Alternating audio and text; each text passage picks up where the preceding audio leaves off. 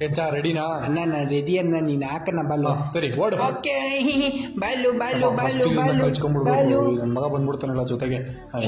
ಬಾಲು ಬಾಲು ನಿತ್ಕೊಂಡು ಎಲ್ಲ ಪ್ಯಾಕ್ ಆಗಿದೆ, ಫಸ್ಟಿಗೆ ಹೋಗ್ಬೇಕು. ಏಯ್ ತಡ್ರ, ನಾನು ಬರ್ತೀನಿ ತಡ್ರ. ಅಣ್ಣ ಬಾಲ್ ತಗೊಂಡೆ ನೋಡು. ಅಣ್ಣ ಲಾಕ್ಡೌನ್ ನಿಂತ್ಕೊಂಡ್ ಬೇರೆ ನೋಡ್ತವನೆ, ವಾಪಸ್ ಬರ್ಲಿಲ್ಲ ಅಂದ್ರೆ ಸಾಕಪ್ಪ.